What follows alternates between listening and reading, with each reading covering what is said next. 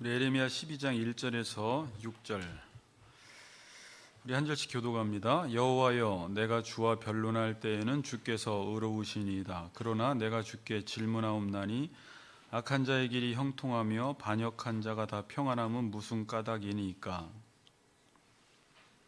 2절 읽으세요. 시작.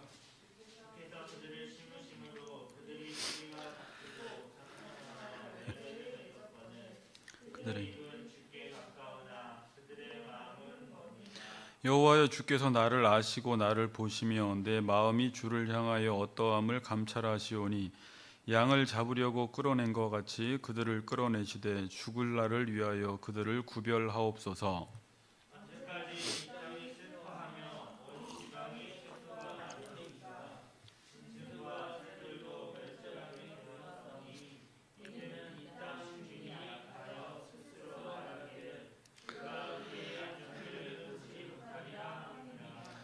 만일 내가 보행자와 함께 달려도 피곤하면 어찌 능히 말과 경주하겠느냐. 내가 평안한 땅에서는 무사하려니와 요단강 물이 넘칠 때에는 어찌 하겠느냐. 내 뒤에서 크게 외치나니 그들이 내게 좋은 말을 할지라도 너는 믿지 말지니라. 아멘. 자, 우리 같이 또 인사합시다. 어려울 때일수록 하나님을 더 의지합시다. 이렇게 인사합시다. 어려울 때일수록 하나님을 더 의지합시다. 네. 오늘 본문은 에레미야의 탄식 첫 번째 단락인데, 첫 번째 단락에서 탄식 두 번째를 설교하도록 하겠습니다. 저는 이렇게 성도님들의 얼굴을 보면서 설교 잘 듣는 분들의 모습을 보고 귀를 열어 말씀을 잘 들으면 참 힘을 얻는데, 제가 지금 보이지 않지만 여러분들이 집에서 눈을 크게 뜨고 귀를 열고 말씀을 잘 듣는 모습을 상상하면서 이 시간 설교를 하도록 할 테니 말씀 잘 듣고 오늘도 많은 은혜 받으시기 바랍니다. 지난주 말씀은 에레미야가 하나님의 말씀을 전할 때 자기 고향 사람인 아나돗 사람들조차도 에레미야의 말을 듣지 못하고 더 나아가서 그를 협박하며 죽이려고 했습니다. 저나 여러분이나 아마 그런 생각을 할 거예요. 우리가 하나님의 말씀에 순종하고 하나님의 일을 하고 특별히 하나님의 말씀을 전하면 당연히 이게 하나님의 일이기 때문에 상대방이 하나님 말씀에 굴복하고 항복하고 또 당연히 하나님 편에 선 사람이 이길 것 같은데, 오히려 우리가 하나님 말씀에 순종하고 하나님 말씀을 전하면 오히려 상대방이 더 위협적으로 나오고 공격적으로 나온다라는 거예요.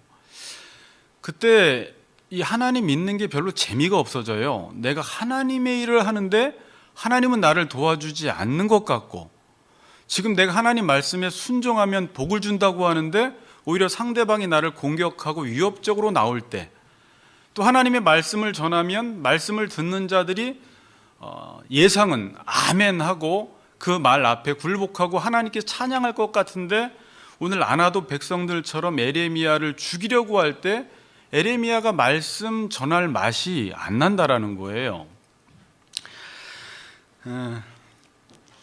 하나님 편에 선 사람이 세상 앞에서 너무 무기력하고 무능해 보인다라는 것입니다. 가끔 목사의 모습도 그렇게 보이고 성도들의 모습, 특별히 지금 의를 따라 살아가는 그 사람들의 모습이 뭔가 승승장구하는 게 아니라 되게 무기력해 보인다라는 거예요. 이게 지금 우리를 되게 힘들게 합니다. 여러분, 말씀과 세상이 만나면 누가 이깁니까? 말씀과 세상. 말씀과 세상이 대결하면 누가 이겨요? 이건 이 질문 자체가 어리석은 질문이에요. 말씀과 세상이 대결을 하면 당연히 말씀, 하나님이 이깁니다. 이기는 게 당연하죠. 그리고 요한계시록은 하나님이 이기는 것으로 끝나요. 그러니까 우리는 지금 결과가 어떤지 알고 신앙생활을 하는 사람입니다. 우리가 지는 것처럼 보이고 말씀이 안 먹히는 것처럼 보이고 많은 사람들이 하나님 말씀을 믿지 않아서 하나님 나라가 오지 않는 것처럼 보이지만 지금 결론은 이 구속사의 드라마는 결국은 하나님 나라가 승리하는 것으로 끝난다라는 것이 우리에게 이제 힘이 되는 거예요.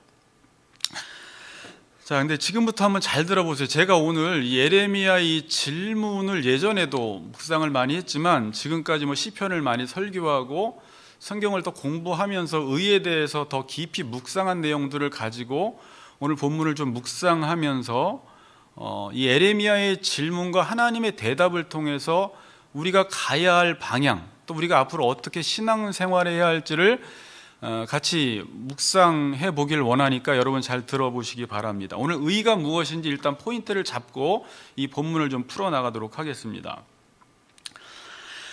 자, 하나님이 이기신다라는 말은 힘으로 상대방을 제압하는 것이 아닙니다. 하나님이 이긴다 그랬을 때 세상을 힘으로 제압하는 게 이기는 게 아니라 하나님이 이긴다, 말씀이 이긴다라는 말은 하나님이 옳다라는 말이에요. 그러니까 하나님의 옳으심이 드러나는 게, 하나님의 의가 드러날 때 하나님이 이겼다라고 이야기를 합니다.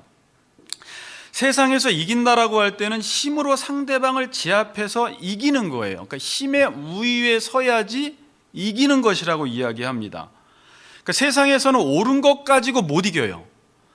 우리가 옳다고 해서 세상이 절대 굴복하지 않습니다. 세상에서 이기려면 힘이 있어야지 옳은 것 가지고 이기지, 힘이 없는 상태에서는 옳은 것 가지고 이기질 못합니다. 그래서 지금도 한 성도를 보거나 교회를 볼 때 힘이 있고 재력이 있고 권력이 있어야지 이겼다라고 보지, 그런 것도 없는 채 그냥 옳은 길만 간다면 그걸 이겼다라고 보지 않는 게 우리의 시각이에요. 하나님이 옳은 것으로 이기신다는 것은 나는 옳고 너는 그르다라고 해서 상대방을 억눌러 버리는 것이 아니라, 그러니까 옳음으로 그름을 제압하는 것이 아니라, 하나님이 옳으시다라는 것은 상대방을 옳게 만들므로 하나님의 옳으심이 드러나는 방식으로 하나님이 이기세요. 이게 이기는 거예요. 그러니까 옳은 것으로 이긴다는 것은 우리는 보통 내가 옳으니까 너는 아니야, 내가 옳으니까 이 옳은 것으로 상대방을 억누르고 짓밟아 버리면 이건 옳은 것으로 이긴 것 같지만 이미 이 방식 자체가 힘의 논리요 힘의 방식이기 때문에 이건 이미 옳은 게 아니에요. 자, 이게 이해가 되시죠? 어떤 사람이 지금 잘못했어요. 그래서 나는 지금 옳은 게 무엇인지 알고 있어요. 그래서 너는 그게 잘못됐어, 정죄했습니다. 짓밟았습니다. 그러면 옳은 것으로 그 사람을 이긴 것 같지만 그 행위 자체가 이미 힘의 방식으로 눌렀기 때문에 그 자체가 이미 옳은 게 아니라는 거예요. 많은 사람들이 어떤 옳은 것을 가지고 투쟁을 합니다. 투쟁을 하는데 그 상대방을 완전히 짓눌러 버리면서 그 옳은 것을 가지고 투쟁을 한다면 그 행위 자체가 이미 의에서 벗어났다는 거예요. 자, 로마서 3장 26절을 보면 앞에 보세요.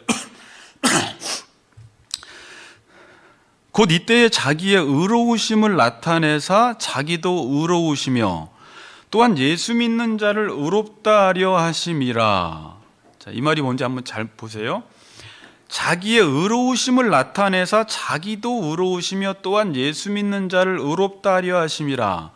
그러니까 하나님은 자기의 의로움을 나타내셨는데 어떻게 의로움을 나타내셨냐면 의롭지 못한 죄인들을 정죄하고 깔아 뭉갰으로써 의로움을 드러내신 것이 아니라 상대방, 우리 죄인된 우리를 의롭게 하심으로 자신이 의롭다라는 것을 드러낸 거예요.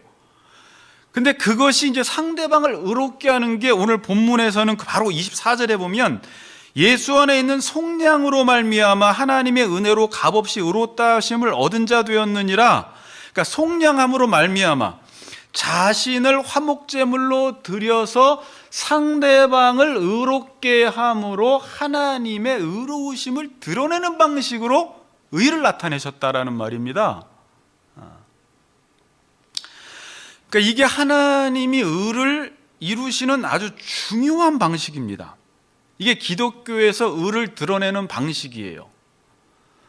여러분, 그런 사람은 많아요. 이게 법이다, 이게 옳다, 그리고 너는 아니다, 이렇게 말하는 사람은 많지만 상대방을 의롭게 함으로, 아닌 사람을 의롭게 함으로 자기의 의를 드러낸다라는 것은 그렇게 쉬운 문제가 아닌데 하나님이 이런 방식으로 의를 이루신다라는 것입니다.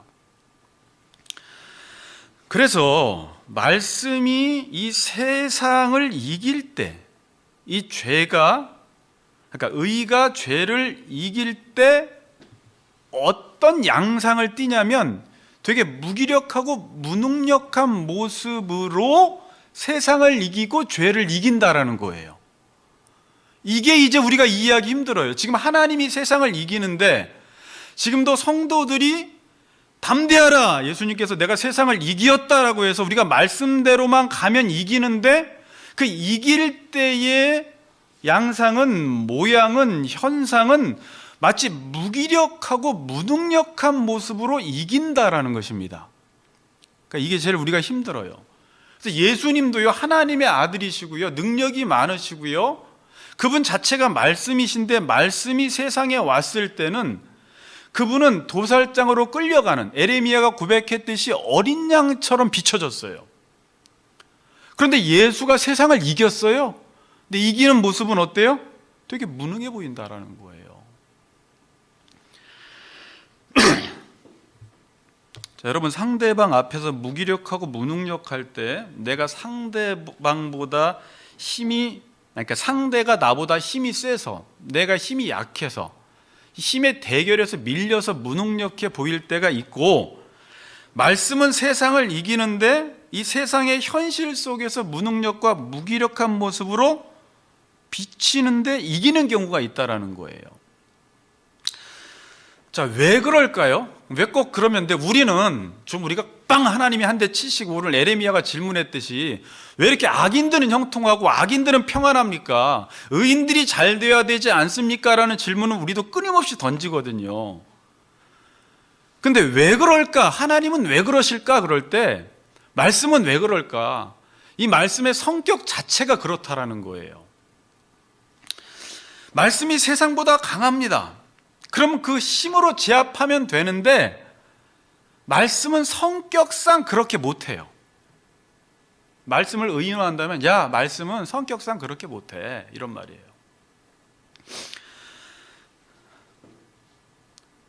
말씀은 말씀의 성격상 말씀을 대적하는 세상을 사랑합니다. 그래서 이 말은 상대가 말씀처럼 되기를 바라는 거예요. 이게 말씀의 싸움이에요. 그러니까 말씀은 세상이 이 말씀처럼 되기를 바라서 그 세상과 싸우는데 이게 지금 세상과의 싸움에 들어간 거예요. 자, 여러분 보세요. 지금 말씀이 세상에게 전해집니다. 그때 말씀은 세상을 말씀처럼 되게 만드시는 싸움을 하고, 세상이나 성도들은 말씀처럼 안 되려고 말씀을 공격하는 싸움을 합니다. 그럼 결국 누가 이길까요? 말씀은 우리들을 말씀처럼 되게 만들려고 하고, 우리 성도들이나 세상은 말씀처럼 안 되려고 계속해서 공격을 하는데 결국 누가 이겨요? 결국 말씀이 이겨요. 말씀이 이긴다라는 말은 뭐냐면 결국 우리도 말씀처럼 옳게 되고야 말 것이라는 말이에요. 그게 말씀이 이겼다라고 이야기를 합니다. 자, 우리가 자녀를 키울 때 어려운 게 뭐냐면, 저도 우리 만약에 종혁이가 잘못하면 야, 그건 잘못한 거야 라고 해서 그 잘못에 대해서 그냥 매를 대고 혼내는 방식은 아주 쉽습니다. 그런데 옳은 게 뭐야 라고 말하면서 부모가 힘든 게 뭐냐면 내가 옳게 살아야 돼요. 그리할 때 자녀가 그 옳은 것을 보고 오른쪽으로 돌아옵니다. 이게 부모가 이긴 거예요.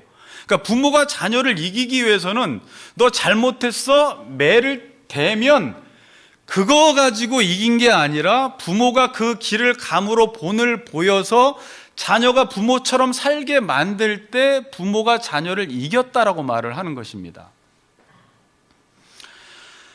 자, 근데 이게 이제 힘이 들어요. 힘이 들고 몇 번 이야기해서 안 들으면 우리는 그냥 나는 할 만큼 했고 이제 네가 네 인생 컸으니까 알아서 살아, 그러면 이제 부모가 자녀한테 진 것입니다.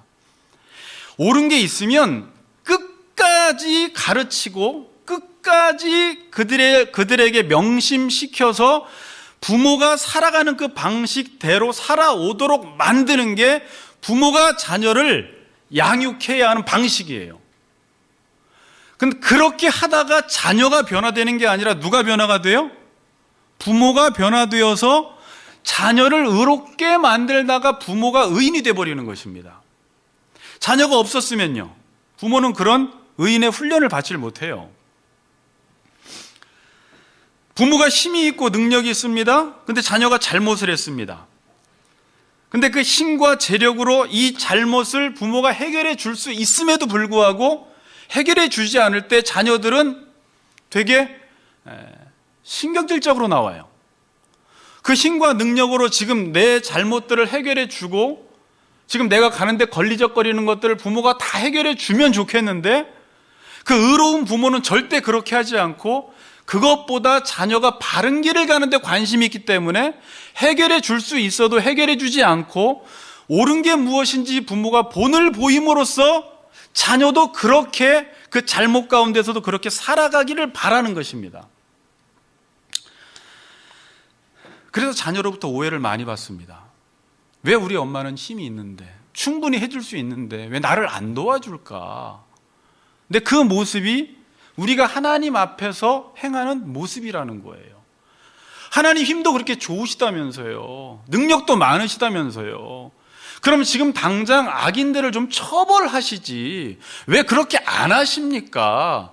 우리는 거기에 관심이 있지만 하나님은 우리가 하나님을 닮아가는데 의를 이루는 데 관심이 있기 때문에 그렇게 해줄 수 있음에도 불구하고 안 하신다라는 것입니다. 지금 에레미야는 하나님의 말씀을 전합니다. 의로운 길을 걸어갑니다. 그런데 상대방이 알아주는 것이 아니라 엄청나게 공격을 합니다. 그때 할 맛이 안 나요. 말씀 전하기 싫어요. 근데 에레미야를 더 힘들게 하는 게 뭔지 아세요? 그 공격하는 사람들이 너무 잘 되는 거예요. 더 형통하고 더 잘 되는 거예요. 지금 에레미야는 오늘 12장 1절부터 6절까지 이 부분이 너무나 이해하기 힘든 부분이었던 거예요. 아니, 공격까지 내가 받을게요, 하나님. 그런데 왜 악인들은 왜 이렇게 평안하고 악인들은 왜 이렇게 형통합니까? 나 하나님 의로우신 건 알겠는데 그러나 내가 오늘 질문 하나 해볼게요, 하나님. 나 하나님 의로운 건 알아요, 인정합니다. 근데 내가 질문 하나 할 텐데 악인들 왜 이래요, 하나님? 이런 질문을 하는 거예요. 그거에 대한 하나님의 답변으로 끝나요, 오늘. 1절 한번 읽어봅시다. 12장 1절 우리 시작.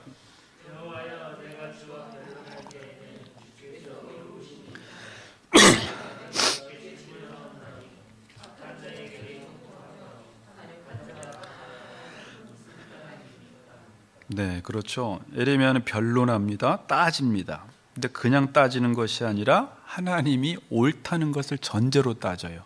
여러분, 따져도 하나님이 누군지 몰라서 따지는 사람이 있고 나는 하나님이 의롭다라는 사실을 압니다. 근데 한 가지 따져볼게요. 그래요.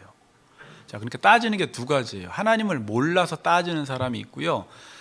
이런 두 번째 후자에 따지면 너무 좋은 거예요. 나 하나님을 믿습니다. 나 하나님에 대해서 배웠습니다. 하나님이 의롭다라는 것을 알았습니다. 하나님 말씀은 A라는 것을 알았습니다. 그런데 왜 현실은 왜 A 같지가 않아요? 하나님, 왜 내가 믿는 거하고 왜 현실하고 이렇게 달라요? 그 말이에요. 그러니까 믿기 전에는 그렇게 따지는 것도 없어요. 근데 믿어보니까, 그래, 믿었더니 하나님은 의로우시다고 하는데 현실을 보니까 의롭지가 않아. 이 현실과 하나님 말씀 사이의 갭이 너무 큰 거예요. 그래서 의롭다라는 건 내가 인정하지만 하나님 이건 뭡니까? 라고 지금 에레미야가 따지는 것입니다. 말씀과 현실이 따로 굴러가는 거예요. 나는 정말 하나님의 말씀을 믿는데 믿는 거하고 지금 내가 보이는 현실은 전혀 다른 거예요. 이게 지금 성도들이, 신자들이 겪는 어려움입니다. 여러분, 세 번째 탄식 부분에 17장에 가보면 요것 때문에 이제 에레미야가 탄식을 해요. 에레미야가 말씀을 전하는데요, 그 말씀대로 이루어지지 않으니까 많은 사람들이 에레미야에게 조롱을 해요. 세 번째 탄식에서. 그래서 이렇게 이야기해요. 17장 15절에 보면 여호와의 말씀이 어디 있느냐 그래요. 야, 너 그렇게 실컷 말씀을 전했는데 그 말씀대로 이루어지지 않았잖아. 너 그거 말씀 다 뻥 아니야? 여러분들도 그렇게 말할 수 있을 거예요. 유재규 목사님, 박준영 전도사님, 당신들 말은 옳아요. 성경 뭐 다 옳은 말하죠. 그런데 당신들이 말한 대로 지금 세상이 굴러가나요? 설교나 옳다라는 거 다 알겠는데 우리 가정 보세요. 그 말씀대로 전혀 안 돼요. 그 말씀 도대체 뭡니까? 따지는 거예요. 그럴 때 에레미야가 변명할 게 없는 거예요. 하나님으로부터 계시는 받아서 말씀은 전하는데 그 말씀과 현실이 달라서 그 현실의 다름을 보고 상대방이 공격을 하는데 나도 내가 할 말이 없어. 다르거든요.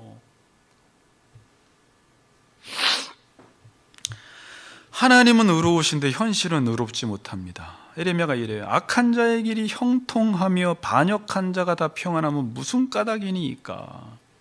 우리가 정말 하나님께 많이 하는 질문이에요. 하나님 의로우시다면서 이 세상은 왜 이 모양 이 꼴이에요?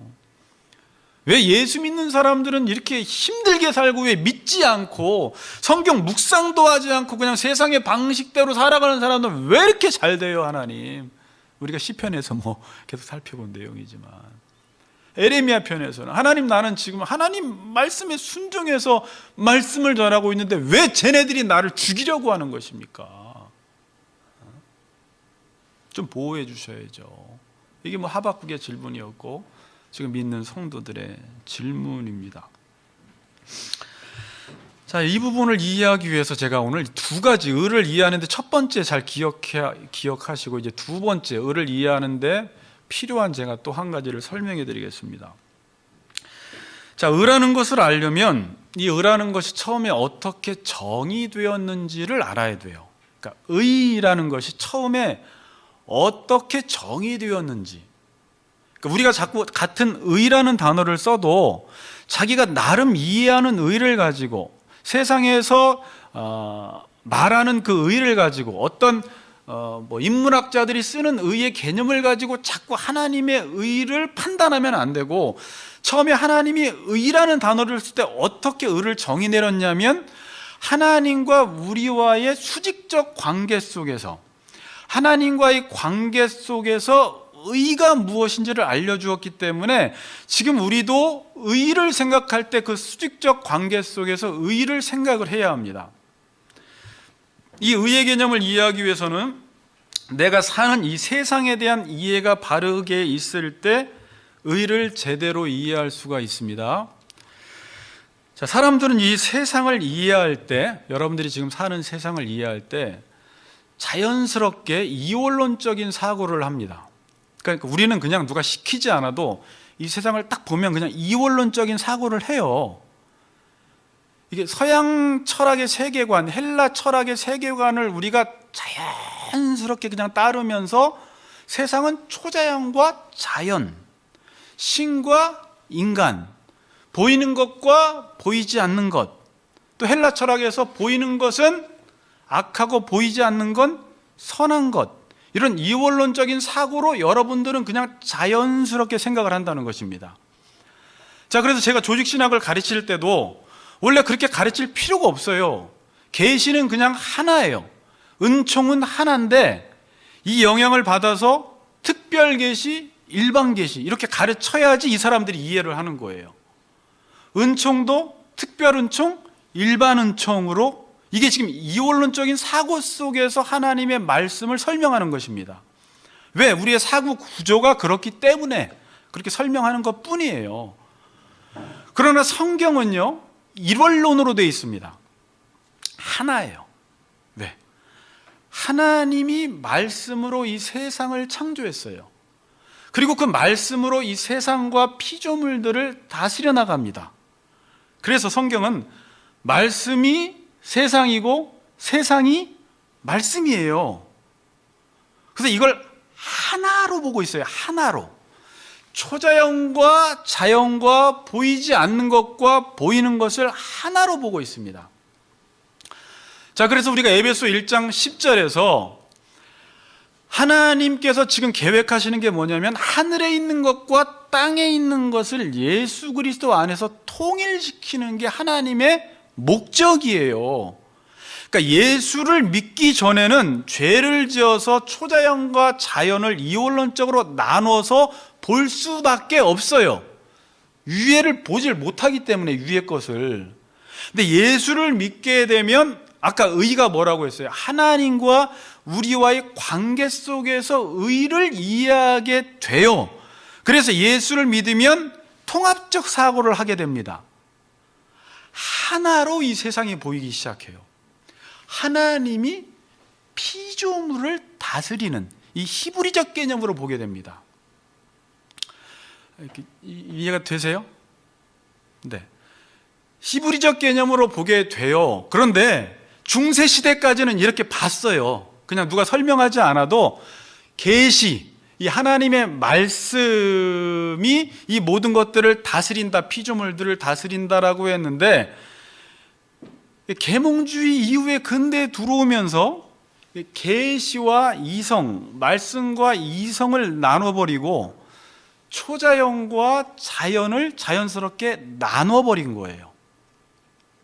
그래서 이 초자연은 종교의 영역으로 두었습니다. 그리고 자연은 과학의 영역으로 두었어요. 그래서 이 종교의 영역은 그냥 사적으로 주관적인 영역으로 두었고, 이 과학의 영역은 객관적이고 공적인 영역으로 두었습니다. 그래서 사실은 이 객관적이고 공적인 영역만, 이 과학의 영역만 사실로 여겼어요. 그래서 여러분, 지금도 누군가가 저 위의 이야기, 종교 이야기, 신 이야기를 하면 그거는 공식적인 자리에서 말하면 안 되는 거예요. 그리고 지금도요, 자유주의 신학교에서는요, 학문적인 신학적 논문을 쓸 때도 초자연적인 사건이 논문에 기재되면 이건 학문으로 인정을 안 해줘요. 그러니까 이 과학의 영역만 사실로 취급하니까 여기서 종교의 영역을 몰아내버린 거예요. 그래서 종교의 영역을 이야기하면 그건 네 생각이고, 그건 주관적인 생각이고, 그건 개인적인 생각인 거예요. 지금 이런 사고를 하고 있어요, 우리가. 이렇게 인간이 이 세상을 잘못 파악하기 시작한 것입니다. 죄 짓고 우리의 인식 능력이 타락해서 이걸 이분화시켜 버렸습니다. 하나를 둘러보기 시작한 거예요. 그래서 지금 그리스도인들의 신앙 형태도 이렇게 둘로 나눠서 이해를 하고 있어요. 우리 성도들도. 자, 여러분, 어떤 일이 딱 터졌습니다. 제가 교회를 이렇게 다니다 보면 어떤 교인들은 모든 일들을 이렇게 초자연과만 연관시키는 사람이 있고, 어떤 교인들은 그냥 이렇게 자연과만 연관시키는 사람들이 있어요. 어떤 병에 걸렸을 때 여러분, 기도해야 돼요? 병원 가야 돼요? 이제 이런 문제예요. 병에 걸렸을 때 어떤 사람은 무조건 마귀가 그랬다. 뭐 감기 걸렸으면 감기 마귀가 왔다. 아니면 하나님이 감기를 걸리게 했다. 이렇게 모든 걸 생각하는 사람이 있어요. 이게 초자연과만 연관을 시키고, 어떤 사람은 그냥 이런 것들은 전혀, 병에 걸렸을 때는 하나님의 섭리 속에서는 전혀 생각을 하지 않고 무조건 병원으로만 해결하려는 사람이 있습니다. 어떤 사람이 정신적인 이상이 왔을 때 초자연적인 사건과 연관을 시키는 사람은 뭐라고 해요? 귀신 들렸다고 이야기를 해요. 그러나 자연과만 연관시키는 사람은 뭐라고 해요? 그냥 정신질환의 문제로만 보는데 우리는 이 두 가지를 다 고려해야 합니다. 이상과 현실을 두 가지 다 고려해서 생각을 해야 돼요. 그리고 이 두 가지 조치를 다 취해야 합니다. 자, 그러니까 이제 잘 들으세요. 이 의라는 개념도 이원론적인 사고 속에서 의를 이해해서는 안 되고, 의를 이론론적인 사고를 가지고 이해를 해야 된다라는 거예요. 그러니까 하나님과의 관계 속에서 이 의를 이해를 해야 한다라는 것입니다. 자, 근데 제가 지금 서론에서 말씀드린 의를 이해하는 그 내용과 이 내용을 두 가지를 생각하면서 오늘 본문을 이해하면 본문이 조금 더 이해가 잘 가요. 또 하나 예를 들게요. 자, 여러분, 학교에 교장이 있습니다. 자, 이 교장은 어떤 교육 철학을 가지고 학교를 통치하고 다스려 나갑니다. 근데 그 교육 철학이 나눔이에요. 나눔. 그래서 그 학교가 돌아가는 걸 보니까 정말 교장과 선생님들 사이에서, 선생님과 선생님들 사이에서도, 선생님과 학생들 사이에서도 정말 나눔을 실천하고 있어요. 근데 왜 그렇게 나눔을 실천하고 있죠? 교장이 그런 교육 철학을 가지고 그 학교를 다스려 나가고 있기 때문에 그런 나눔이 실천되고 있는 것입니다. 자, 그런데 어느 날 죄를 짓고 이 학생들이 교장이 안 보이기 시작했습니다. 예예요. 교장이 보이질 않아요. 교장이 보이지 않으니까 지금 이 학교는 어떻게 굴러가는 것 같아요? 그냥 사람들의 활동에 의해서, 어떤 학교의 룰에 의해서 그냥 굴러가는 것처럼 보이죠. 그렇죠. 그런데 만일 어떤 사람이 이 학교는 지금 교장이 나눔이라는 이 교육 철학을 가지고 통치하는 거야 라고 이야기하면 이 사람을 되게 어리석게 보는 거예요. 어리석게 봐요.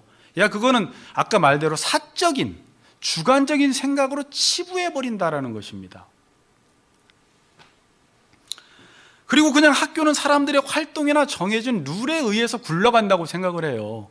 제가 이걸 쉽게 표현했지만 이게 이제 이실론적 세계관이에요.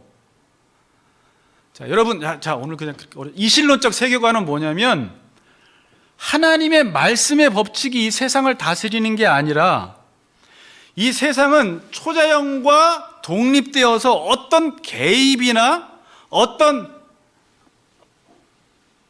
초자연적인 사건이 이 세상에 개입되지 않고 자연 법칙에 의해서 이 세상이 굴러간다고 생각을 하는 거예요.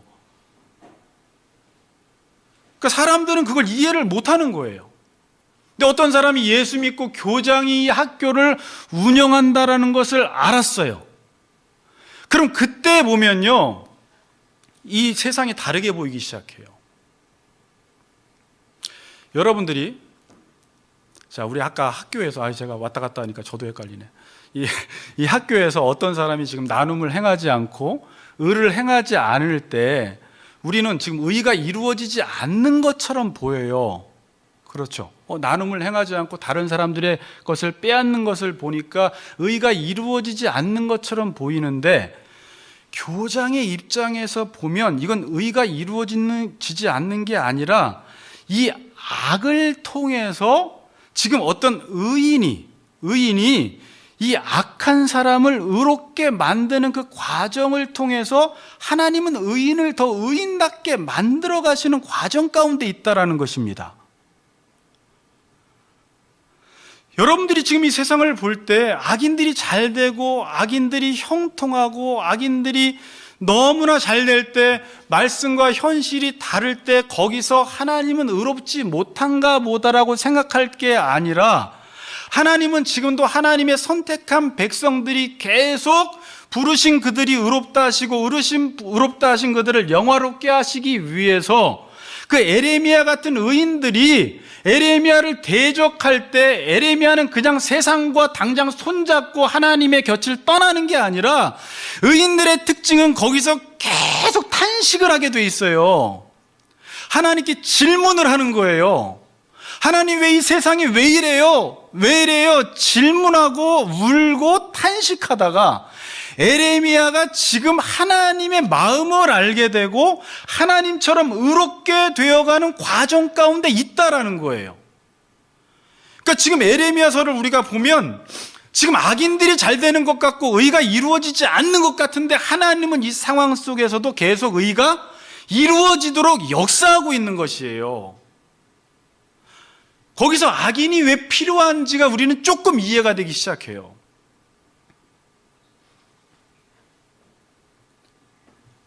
여러분, 저나 여러분들의 복은 뭐예요, 지금? 이렇게 지금 하나님 말씀이 이루어지지 않는 걸 보면서 우리는 계속 탄식합니다. 이게 믿음의 사람의 특징이에요. 계속 기도합니다. 계속 말씀을 붙잡고 버팁니다. 여기서 환난은 인내는 연단을 낳고 있어요. 이 순간 우리가 점점 하나님 앞에 의로워지고 있는 거예요. 그래서 성경은 이 기간, 믿음과 말씀과 현실의 이 갭에서 어떤 사람은 완전히 초자연적인 신앙생활을 하는 사람이 있어요. 현실과 동떨어진 신앙생활. 그리고 어떤 사람은 그냥 에라 모르겠다 현실과 손을 잡는 사람이 있습니다. 그런데 정말 믿음 있는 에레미야 같은 사람들은 그냥 가만히 아멘하고 믿는 건 아니지만 나 하나님이 의롭다라는 것은 알아요. 그런데 왜 현실은 이래요라고 하면서 하나님의 말씀과 현실이라는 이 갭 사이에서 엄청난 기도를 하고 엄청난 탄식을 하고 하나님께 질문을 해가면서 거기서 버티는 과정 속에서 내가 하나님을 더 의뢰하고 신뢰하는 방향으로 나아가게 된다라는 거예요. 참 어려운 부분이에요, 이 부분이. 에레미야가 볼 때 말씀과 현실이 너무 달라요. 주께서 그들을 심으심으로 그들이 뿌리가 박히고 장성하여 열매를 맺었거늘 그들의 입은 주께 가까우나 그들의 마음은 멉니다. 에레미야가 볼 때 그들은요 뿌리가 박히고 장성해서 열매를 맺는데 마치 주님께서 그들을 심으셔서 그들을 키우시는 것 같은 생각까지 든 거예요. 여러분, 믿음이 없을 때 신앙생활하기 편해요. 여러분, 애들도요 부모 밑에서 그냥 조금 할 때는요 그냥 세상 모든 게 자기 마음대로 다 되는 줄 알아요. 왜냐하면 해달라는 대로 다 해줘요, 부모가. 근데 잘하다 보면 이 세상 사는 게 만만치 않다는 걸 알게 됩니다. 초신자 때는요 그렇게 신앙생활하는 게 어렵지 않아요. 왜 어렵지 않은 줄 아세요? 아는 게 없어서 그래요. 그러니까 믿음이 없으면 신앙생활하는 게 편해요. 왜냐하면 믿음과 현실 사이의 갭이 그렇게 벌어지질 않아요. 근데 믿음이 있다 보면 하나님이 원하시는 게 뭔지 알다 보면 쫙 믿음이 있게 돼요. 그리고 현실을 바라보면 그 말씀에서 현실이 너무나 멀리 있다는 걸 알아요. 그래서 이 간격이요 여러분들이 하나님을 알아가면 알아갈수록 이 갭과 간격이 점점 벌어지기 시작해요. 그래서 두 가지 반응한다고 그랬어요. 한 사람은 완전히 그냥 초월적인 신앙생활을 해서 현실에 되게 무관심한 사람들이 있고 한 사람은 완전히 세상과 손을 잡는 사람이 있어요. 성경은 이 갭이 시험했다라고 이야기를 합니다. 요한계시록에 시험을 이긴다라고 할 때요 시험이 단순한 게 아니라 이 갭 사이에서 버텨내느냐 버텨내지 못하느냐의 싸움이라는 거예요. 이 갭 사이에서 버텨내면서 엄청난 단련이 되기 시작하는 거예요. 근데 하나님 백성의 특징들은요 여기서 절대 넘어지질 않아요. 울긴 우는데 넘어지질 않아요. 질문을 하는데 넘어지진 않아요. 탄식은 하는데 절대 세상과 손을 잡지 않아요. 죽을 때까지 끝까지 울고 탄식하면서 하나님의 말씀과 이 현실을 좁혀보기 위해서 노력하다가 하나님 앞에 부르심을 받습니다. 알고 봤더니 엄청난 연단이 되어 있는 거예요.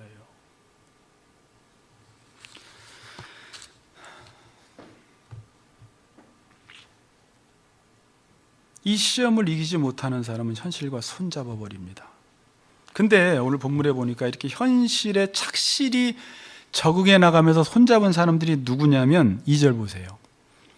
그들의 입은 주께 가까우나 그들의 마음은 머니이다. 누구 이야기예요? 그 당시에 여호와를 섬긴 사람들을 말합니다. 그러니까 믿는다고 하면서 악을 행하는 사람, 믿는다고 하면서 에레미야처럼 탄식하는 것이 아니라 그냥 세상에 순응하고 세상과 손잡아버린 사람들, 하나님은 이들을 이렇게 살지 못하도록 뿌리를 다 뽑으셔야 하는데 그들은 계속 뿌리가 박히고 장성하여 악한 열매를 계속 맺어나갑니다.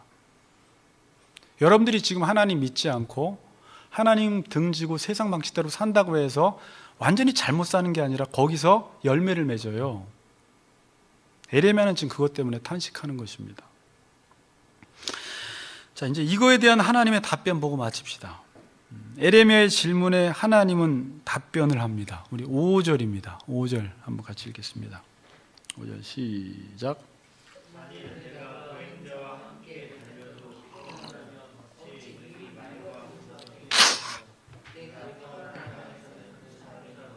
요단강 물이 넘칠 때에는 어찌하겠느냐.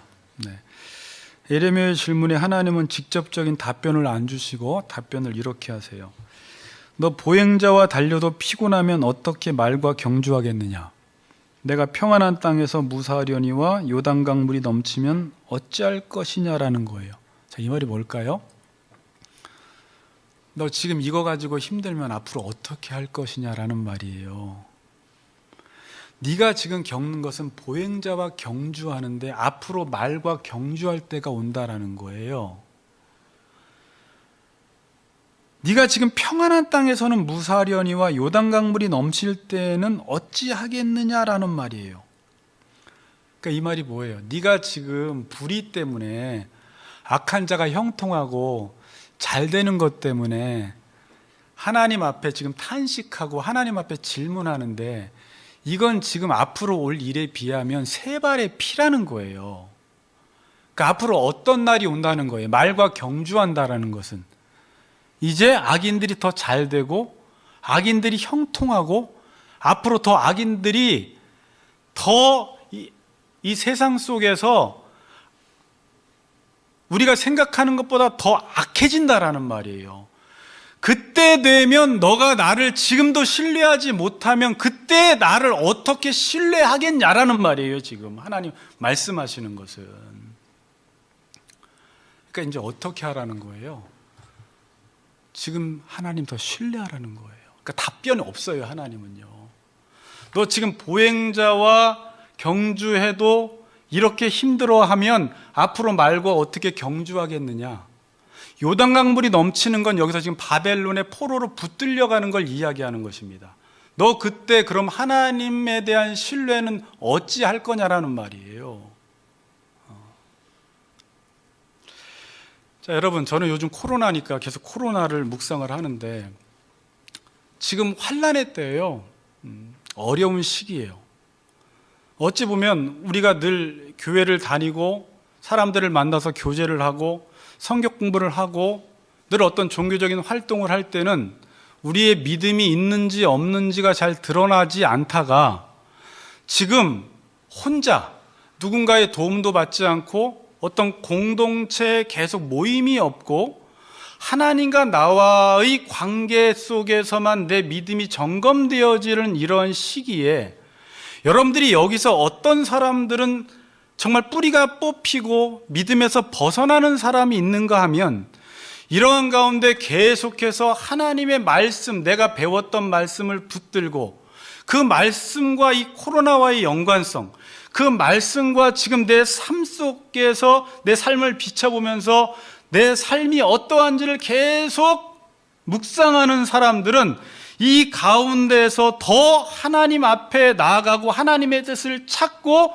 하나님의 마음을 더 깊이 묵상하며 그분을 더 신뢰하는 가운데 오히려 이 시기에 더 하나님을 더 신뢰하는 하나님과 더 깊은 교제를 나누는 믿음의 전진이 있게 된다라는 것입니다.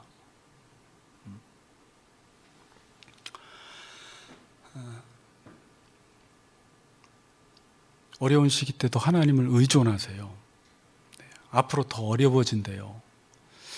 제가 우리 지체 중에 한 명, 오늘도 뭐 설교를 듣고 있겠지만 회사에서 우리 승우경제예요. 저는 그 친구가 이제 이야기를 할게 늘 탄식을 해요. 자기가 일하는 그 일하는 현장 속에서 악이 어디 퍼지지 않은 곳이 없대요. 바이러스처럼 너무 힘이 들대요. 모르면 괜찮은데 자기가 일하는 곳곳마다 교회는 뭐 하는지, 오히려 악한 사람들이 더 잘 되는 걸 보고 목사님 저는 어떻게 하면 좋아요, 어떻게 하면 좋아요 라고 하면서 계속 탄식을 하고 있어요. 그런데 이 정도 갖고 탄식할 게 아니라 앞으로는 그것보다 더 많은 악인들이 횡행하게 되고 더 악인들이 설쳐되고 더 많은 공격을 우리에게 할 텐데, 여러분 그때 하나님을 더 신뢰하기 위해서 지금 저는 여러분들이 더 하나님을 깊이 묵상할 수 있는, 더 하나님께 가까이 나아갈 수 있는 기회를 지금 주셨다라고 생각을 합니다. 오히려 이러한 시기에 하나님과 멀어지지 마시고 더 믿음의 본질로 들어가서 하나님을 더 깊이 신뢰하고 의존하심으로 훗날의 말과 경주할 그날에 하나님 앞에 온전히 의롭게 믿음으로 서시는 우리 같이 걷는 교회 성도님들이 되시기를 주의 이름으로 축복합니다.